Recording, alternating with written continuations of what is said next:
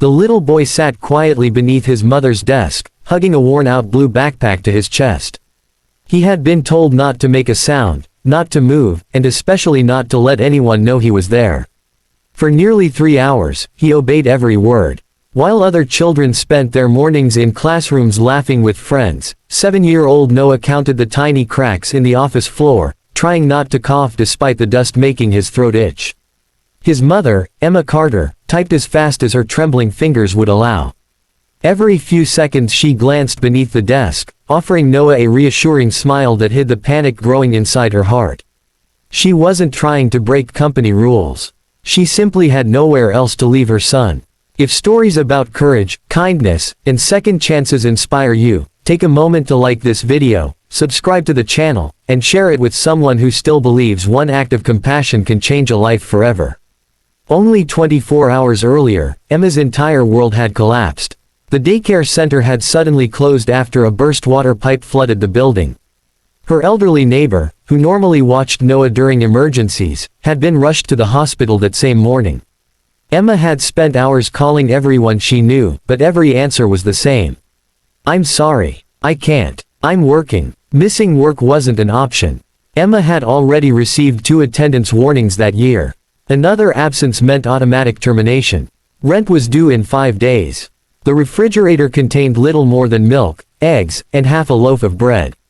Noah's asthma medication needed refilling by the weekend. She had no choice. She packed Noah's coloring books, peanut butter sandwiches, and headphones before whispering, "Stay hidden, sweetheart. Mommy just has to finish today." Noah nodded with the seriousness only children forced to grow up too quickly possess. "I'll be invisible." Those words shattered Emma's heart. Children shouldn't dream about becoming invisible. They should dream about becoming astronauts, artists, or superheroes. Yet poverty teaches children lessons no childhood should ever include. The accounting office where Emma worked occupied the 10th floor of a downtown office building. It wasn't glamorous, but it paid enough to survive, barely. Emma had worked there for 4 years. She never complained, never arrived late, never left early. She volunteered for overtime, covered holidays, skipped vacations. She believed loyalty mattered. Unfortunately, loyalty only matters when both sides believe in it.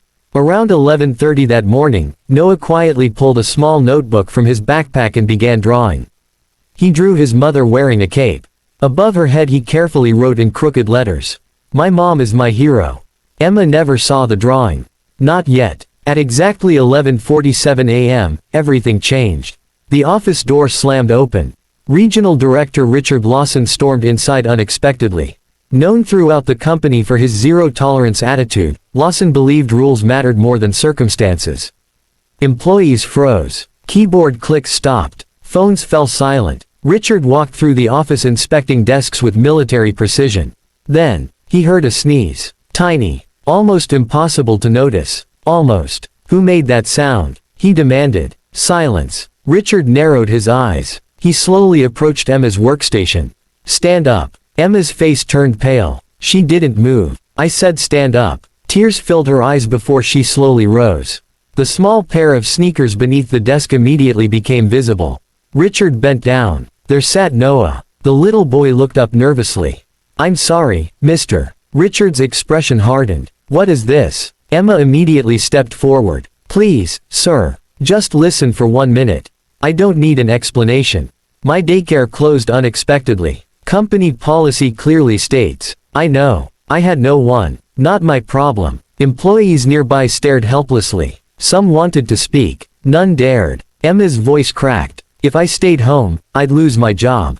Richard folded his arms. "And now you've lost it anyway." Noah looked between the adults, confused.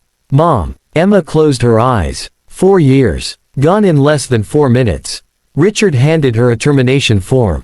"Clear your desk immediately. No severance. No warning. No compassion. Just signatures." Emma silently packed the few family photos decorating her cubicle. Noah carefully picked up his crayons.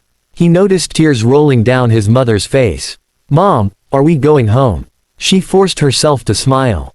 "Yes, baby. Did I do something bad?" Emma immediately knelt beside him. "No." "Then why are you crying?" She couldn't answer. "Because how do you explain injustice to a 7-year-old? As mother and son walked toward the elevator carrying everything they owned from 4 years of employment inside one cardboard box, nearly every employee lowered their eyes. Some quietly cried. No one stopped them. By evening, Emma had already applied for 23 jobs online.